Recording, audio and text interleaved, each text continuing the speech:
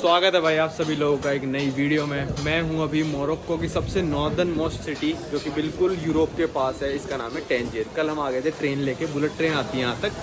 तो अभी हमें सुबह सुबह उठ गए थे, बारिश हो रही थी। हमने सोचा भाई इंडियन रेस्टोरेंट ही खाएंगे, पेट भर लेंगे, पर वो खुलता 2 बजे। तो हम अभी वेट ही कर रहे थे होटल में। अभी 1 बज गया है। तो भाजी आपने क्या लिया है? इनमें से बता दो क्या लिया है। ये क्यों नहीं लिया? ये पहले खा चुका, दोनों खा लिया मैंने। पहले दोनों, एक तीसरा खा। ये ज़्यादा अच्छा नहीं, ये अच्छा ज़्यादा। वो मतलब भाजी आपने ये लिया है? नहीं, एक जैसा ही है वो। एक जैसा क्यों? ये थोड़ा डार्क है, देखो ये लाइट उल्टी है। है उसकी, वो उसका एंड साइड है, वो बीच का साइड है, समझ रहे हो? हाँ सही कह रहे हो। चलो दिखाना मेरे को भी। नहीं दिखाऊंगा, झूठा कर दिया आपने सारा। मैं झूठा खाता नहीं, दूसरी साइड दिखाऊंगा मैं। भाई ये हम चल रहे हैं अब इस मार्केट में से। वो जो खाया ना स्वीट वो ठीक था, ना ज़्यादा मीठा था ना ज़्यादा फीका था, तो मतलब नॉर्मल था। भाजी यहाँ पे चेस का बोर्ड मिल रहा है, आपको याद है ना सीरिया से मैंने क्या खरीदा था? चेस की गिट्टियाँ। अच्छे बात फिर एयरपोर्ट पे आपको पकड़ेंगे। मेरे से पूछ रहे ये सोने की गिट्टियाँ हैं कि सोना नहीं है, ये लोहा है। सालो अगर वो सोना होता प्राइवेट जेट से आता मैं। सब जा रहे हैं हम इंडियन रेस्टोरेंट की तरफ वॉकिंग करते हुए। यहाँ से कुछ 1.5 किलोमीटर है, तो आपको दिखाएंगे। चलो भाई यहाँ से अब चलते हैं। मेन चौराहा है, इसके अंदर पूरी मार्केट है। वहाँ पे गाड़ियाँ वगैरह नहीं जाती। अब यहाँ पे ऐसे ही क्रॉस करना पड़ेगा भाई। चलो भाई चलो चलो। और ये देख लो ऐसा सेंटर सा है, बिल्कुल यूरोपियन टच है, क्योंकि यहाँ से भाई 20-25 किलोमीटर यूरोप है। एक बात जान के हैरान हो जाओगे, अभी मैप पे ना मैं एक चीज़ लगाऊंगा, एक मोरक्को का पार्ट आपको लगेगा वो है, पर नहीं, मोरक्को और स्पेन लैंड बॉर्डर भी शेयर करते हैं। एक छोटा सा पार्ट है जो स्पेन ने अभी भी कब्जे में कर रखा है, और वो स्पेन का है। तो अगर वहाँ पे भी कोई बंदा रहता है तो स्पेनिश ही होता है। तो ये तो मेरे को भाई मतलब मैं भूल गया था, मेरे को बहुत पहले पता था, कल पाजी ने आके याद दिलाया। ये बताओ ना। बता तो दिया, बता मैं छुपाता नहीं हूँ। तो पाजी ने कल आके बताया, मैंने कहा हाँ यार वो भी। और स्पेन में भी एक पार्ट है जो यूके का है भाजी, और वो आप विजिट कर सकते हो शेंगन वीजा पे। यूके, हाँ, जिब्राल्टर नाम है उसका। ये बात आपने, अगर आपके पास शेंगन का मल्टीपल एंट्री वीजा है ना, उस रोड पे जाना भाजी हमको, तो आप उस जिब्राल्टर को विजिट कर सकते हो। Multiple entry. हाँ तो भाई सबको ऑलरेडी पता चल चुका है वो। पाजी का लग गया भाई शेंगन मल्टीपल एंट्री। मेरे पास भी एक नया शेंगन मेरे वीजा लिया है मैंने, तो वो भी बताओ ना। उसके बारे में भी हम डिस्कस करेंगे। मैं सब बताऊंगा कि मेरा तो पागल बना दिया भाई एम्बेसी ने, सच में। फ्रांस एम्बेसी को मेरे हिसाब से तो गुद्दीलाल जो भी मेरी वीडियो देख रहा है ना भाई, वो बॉयकॉट ही कर देना कि इससे अप्लाई नहीं करना और किससे भी कर लेना। चलो भाई उसके बारे में कभी और बात करेंगे। हम चलते हैं इंडियन रेस्टोरेंट।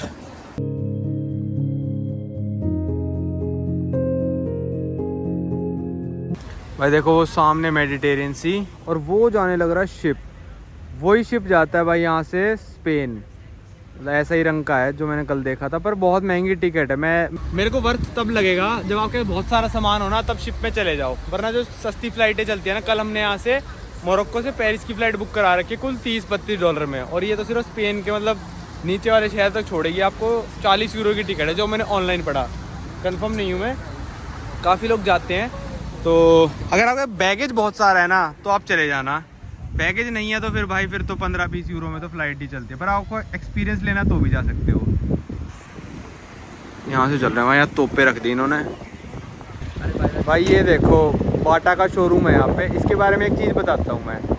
अगर आपको कहें कि भाई बाटा का जूता खरीद लो या बाटा की चप्पल खरीद लो, तो लोग ऐसे हंसेंगे गरीब है, गरीब है। भाई आप में से ज़्यादातर लोगों को पता भी नहीं होगा बाटा कहाँ फाउंड हुई थी। 1894 में चेक रिपब्लिक में की कंपनी है ये, और आज की तारीख में बाटा का हेडक्वार्टर पता है कहाँ पे है? स्विट्जरलैंड में। सोचो भाई, स्विट्जरलैंड की कंपनी है। हाँ, रोलेक्स कह देंगे तो हम कहेंगे वाह स्विस ब्रांड की घड़ी पहनी है। बाटा कह देंगे, लोगों को लगता है बाटा इंडिया की कंपनी है ही नहीं भाई, इंडिया की कंपनी, फॉरेन की कंपनी है। और लोग ऐसे मजाक उड़ा देते हैं कि हाँ बाटा के जूते पहने, हाँ बाटा की चप्पल पहनी है। लोगों को पता ही नहीं होता, बस जो चीज़ सस्ती आ रही है वो लगता है कि ये तो बेकार है, हमको तो महंगी इंपोर्टेड चीज़ चाहिए। बाटा इंपोर्टेड है भाई, बाटा बाहर की कंपनी है। लोग गानों में सुन लेंगे डोल्ची गवाना, गुच्ची, पराडा, ये वो, ये लोगों को यही नहीं पता बाटा भी स्विट्जरलैंड की चेक रिपब्लिक की कंपनी है, बताओ है। चेक कर खब्बे हाथ रोली चेक हाँ, कर चेक कर। रोली वाले देश की कंपनी है, बताओ। तो भाई लोगों को नॉलेज नहीं होती, बस जिस चीज से फुकरी मारी जाती है ना, वो लोगों को लगता है भाई हम फुकरी मारेंगे, बाटा से मारो भाई, ये फुकरी स्विट्जरलैंड की कंपनी है, सबसे महंगे देश की। भाई हम पहुंच गए भाई इंडियन स्पाइस रेस्टोरेंट। भाई यहाँ देखो कितनी भीड़ लगी है, और यहाँ ना रेस्टोरेंट थे, संडी भाई कह रहे पता नहीं कौन सा रेस्टोरेंट इतना फेमस है जो भीड़ लगी। हमने कहा मूवी थिएटर है ये। सलमान खान की लगी है। भाई ये खा लिया था हमने खाना, मैं तो दिखाना ही भूल गया, ये लाल लाल जो दिख रहा है चिकन विंडालू मंगाया था, मतलब 6 नंबर दूंगा 10 में से। इसको मैं दूंगा चना मसाला को 6, तो कुछ नहीं कर सकते भाई, यहाँ पे 6 नंबर दूँ 10 नंबर, एक ही रेस्टोरेंट है यहाँ पे। ये ओनियन कुलचा था ना, एक ही है, इस पे ही आना पड़ेगा, जैसा बना रहे खाना पड़ेगा। 10 में से 20 देने पड़ेंगे। ऐसा रेस्टोरेंट है भाई। चलो भाई टैक्सी आ गई हमारी। पाजी बैठ जाओ। पुलिस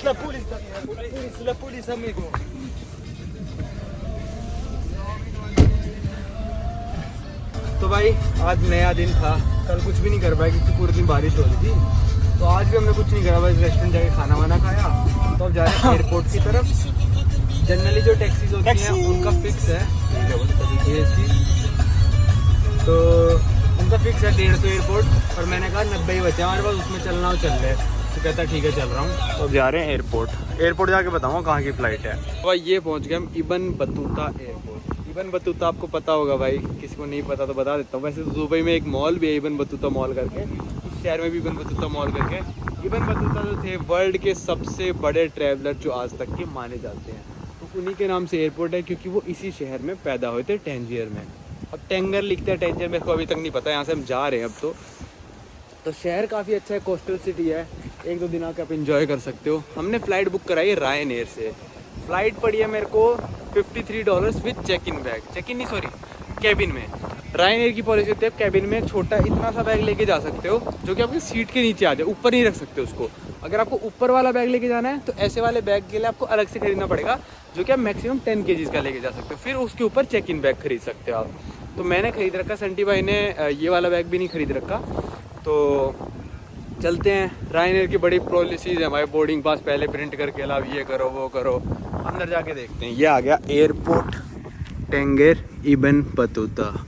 तो एयरपोर्ट ऑफ टेंगर इबन बतूता छोटा सा ही है बिल्कुल। यहाँ से हमारी फ़्लाइट है भाई पेरिस की। फ्रांस में पहले जा चुका हूँ, तो अपनी कंट्री काउंट तो नहीं बढ़ेगा, पर हाँ पेरिस में नहीं गया तो वो ठीक है।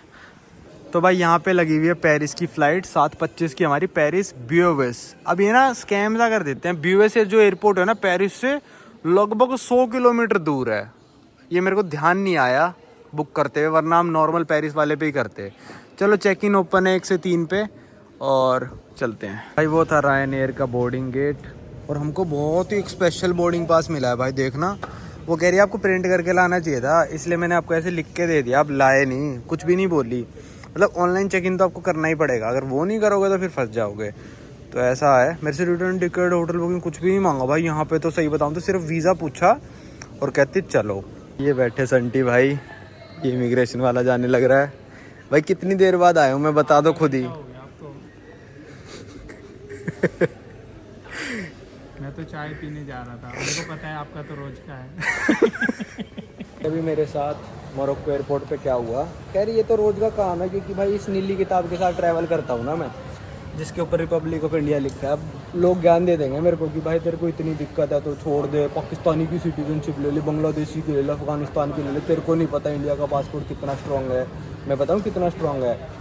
मैं खड़ा संटी भाई से पहले 5 मिनट लाइन में खड़ा था मैं। संटी भाई मेरे से आधा घंटा पहले करा करू के आ चुके इमिग्रेशन, एक सवाल तक नहीं पूछा इनसे। मैं गया, मेरे से पूछते पहले पासपोर्ट देखा, कहते पहली बार जो आ रहा है शेंगन। मैंने कहा नहीं, मैंने कहा बहुत बार गया हूँ मैं, तो बहुत बार एंट्री कर रखी है। तो कहता वीज़ा कहाँ है, मैंने कहा पुराने पासपोर्ट पे। तो मैंने पुराना पासपोर्ट दे दिया। फिर कहता अच्छा ठीक है। फिर कुछ करने लग गया, दोनों पासपोर्ट देखने लग गया। फिर मेरे को साइड वाले कमरे में ले गए। मेरे को पता था आधा पौना घंटा आराम से बर्बाद होना है। फिर ले गया, फिर वही सवाल पूछने लगा क्या करते हो, मोरक्को पहली बार आए हो, मोरक्को कहाँ से आए हो, तुम अबू धाबी से दोहा क्यों गए, फिर दोहा से क्यों आए, इंडिया से दोहा आ जाते फिर आ जाते। मैंने कहा भाई पहले अल्बानिया जाना था, ये था वो था, मैंने सब सच सच बता दिया जो भी था मेरा। तो कहता अच्छा। तो फिर कहता कि ना हमको ये दिक्कत है कि आपके पुराने पासपोर्ट में जो फ्रांस का वीज़ा है ना वो तो अलग दिखता है, और जो नए पासपोर्ट में फ्रांस का वीज़ा है वो बिल्कुल अलग दिखता है। मतलब इतना अंतर नहीं है, ये मान लो आप 18-20 का अंतर होगा, 19-20 का अंतर होगा, ठीक है। तो मैंने कहा भाई मेरे को क्या पता, वो 2021 में मिला था, ये 2024 में मिला है मेरे को, तो थोड़ा फ़र्क हो गया हुआ रंग वगैरह में, मेरे को क्या पता भाई, एम्बेसी नहीं छापा है। मैंने कहा तुम्हारे पास सिस्टम होना चाहिए ना वेरीफाई करने के लिए। तो कहते जो पुराने पासपोर्ट पे तेरे पास वीज़ा है ना फ्रांस का, वो तो मोरक्को में हम लोगों ने देख रखा है, मोरक्को के लोगों को ऐसा ही वीज़ा मिलता है फ्रांस का, इनको भी चाहिए होता है। तो पर ये जो तू नया लगवा के आया ना, ये मैंने नहीं देखा। मैंने कहा यहाँ वाली एम्बेसी ने अपडेट नहीं करा हुआ, इंडिया वाले ने कर दिया नया वाला अपडेट। तो कहता अच्छा, तो मतलब ये इज्जत है भाई कि मैं वीज़ा भी लेके आ रखा हूँ, तो मतलब बंदा पहले तो ये वेरीफाई करे कि डोंकी है या नहीं, फिर उस पर ये भी वेरीफाई कर रहे हैं कि वीज़ा जो चिपक रखा है इसके पासपोर्ट पे वो नकली तो नहीं है। इतना भी विश्वास नहीं है भाई इंडियंस पे, सोचो। और संडी भाई से कुछ भी नहीं पूछा, इनसे तो क्या वीज़ा वगैरह पूछे, इतना बुरा सा लगता है मेरे को तो यार, ऐसा ट्रीटमेंट होता है, मतलब खड़ा के रखते हैं, 100 सवाल पूछते हैं भाई। कहीं नहीं यार इंडिया का पासपोर्ट, तो मैं क्या बोलूँ यार, अब चिढ़ जाएंगे सारे देशभक्त वाले लोग कि भाई अरे भाई ये है वो है। अरे भाई 120 कंट्री मैं घूमा हूँ, तुम घूमे हो घर में बैठे बैठे। मतलब एक बंदा था, एक यूट्यूबर है काफ़ी बड़ा, उसने डाल दिया कि देखो इंडिया के पासपोर्ट को मिलती है फुल इज्जत। अरे भाई वो बंदा खुद मिला के कुल 5 देश घुमा होगा, मेरे से पूछो ना क्या इज्जत है भाई। मतलब ये मान लो, ये जो आप कहते हो कि पाकिस्तान के पासपोर्ट से कंपेयर कर लो अफगानिस्तान, भाई अपने से ऊपर से भी कर लो। कोई अफ्रीका में ऐसे देश है जिनकी पासपोर्ट की वैल्यू इंडिया से भी ज़्यादा है।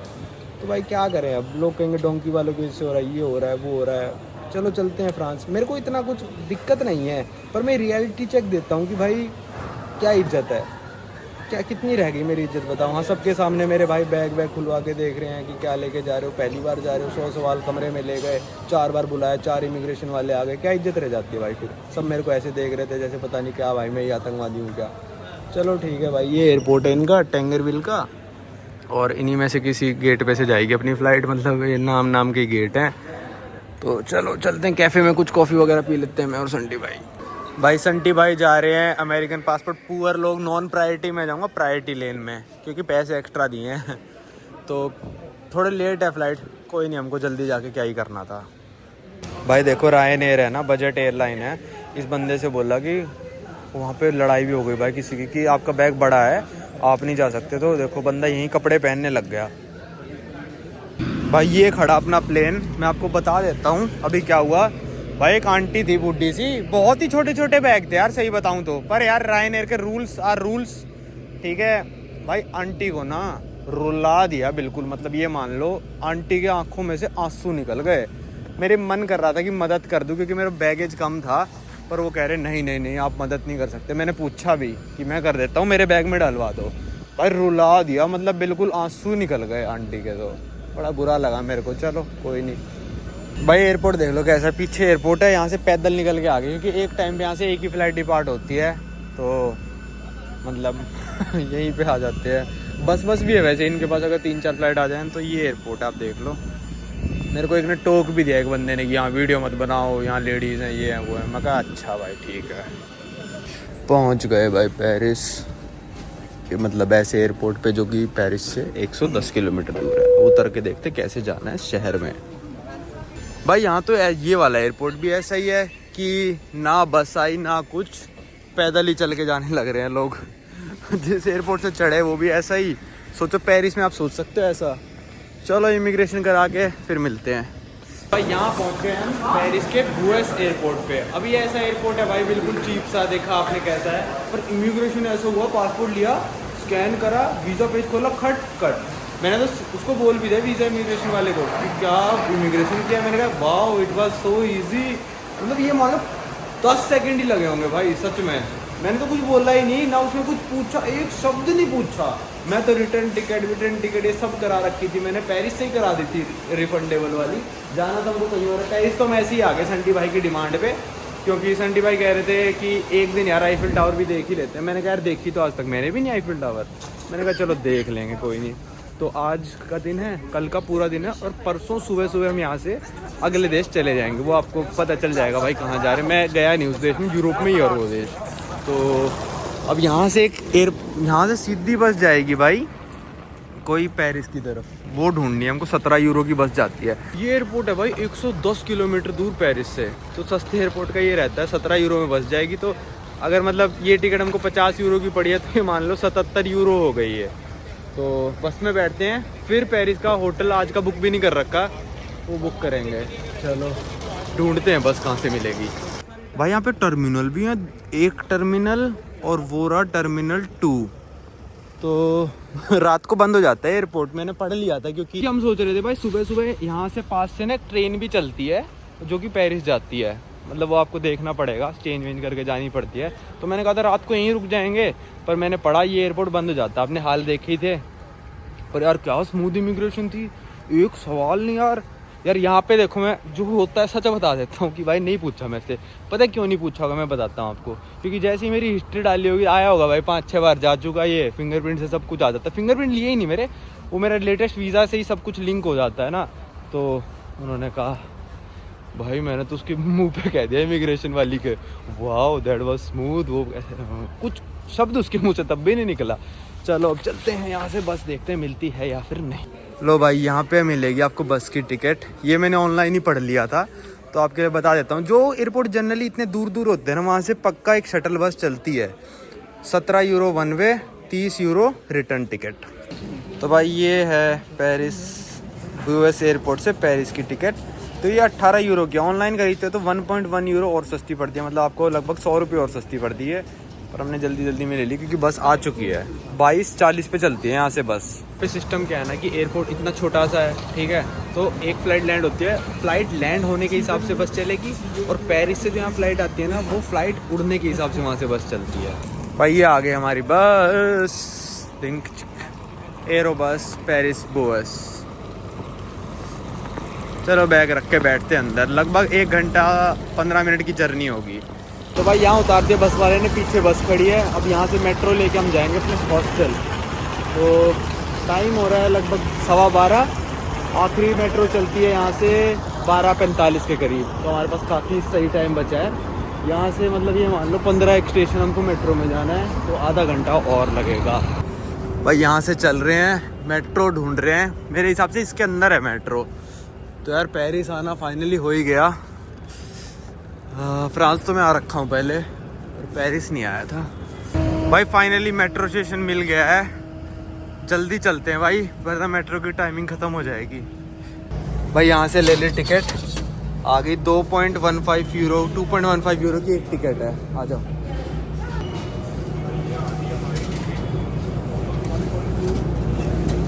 ओ भाई, ये संटी भाई भागते भागते गए हैं, और ये ट्रेन निकल गई है आंखों के सामने ये है स्टेशन। ये आ गई भाई अपनी मेट्रो। ओ भाई ड्राइवरलेस है ये तो, ओ भाई बिना ड्राइवर वाली मेट्रो है ये, मेरे को नहीं पता था पेरिस में भी चलती है बिना ड्राइवर वाली मेट्रो। चलो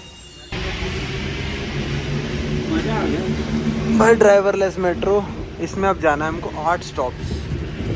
भाई ये अपनी मेट्रो थी, अब हम उतर गए, अब हमको चेंज करने लाइन नंबर 7। चलो। ओ भाई ये कैसे गुफाएं बना रखी हैं। संटी भाई ने बहुत खरीदी हैं पानी की बोतलें 10-10 सेंट की यूएसए में। अब यहाँ मैंने कहा भाई यहाँ नहीं कर सकते आप, ये पानी की बोतल यहाँ 2 यूरो की है। चलो हाँ दुकान पे सस्ती मिलेगी, वेंडिंग मशीन महंगी मिलती है, 2 यूरो। ये भी 2 यूरो के, तो जूस ही पी लो। देखो भाई ये दूसरी वाली लाइन की मेट्रो कैसी आई है, बटन दबा के दरवाजे खोलने पड़ते हैं। चलो भाई चलो जल्दी चलो। ये आ गया भाई हमारा फाइनल मेट्रो स्टेशन। चलो मेट्रो यूज़ करके हम पहुंच ही गए। रात के बज रहे हैं अब 1, जो चलती में खुल जाएगा, मैं दबाऊंगा भाई। हाँ टेक आउट ले लो भाई। यहाँ पे KFC आ गए हम, क्योंकि लगी थी थोड़ी भूख। फाइनली पेरिस में हॉस्टल में पहुंच चुके हैं, और हमको लग रहा था बंद हो जाएगा और चेक इन वेक इन नहीं मिलेगा, पर ये भाई पेरिस है तो खुला रहता है चेक इन। अभी बंदा कहीं गया है, तो ये हॉस्टल है कुछ। और मैं पहले सेंट क्रिस्टोफर्स में पहले रुक चुका हूँ, मैं शायद वेनिस में रुका था या कहीं रुका था, मतलब इनकी और ब्रांच में मैं पहले रुक चुका हूँ।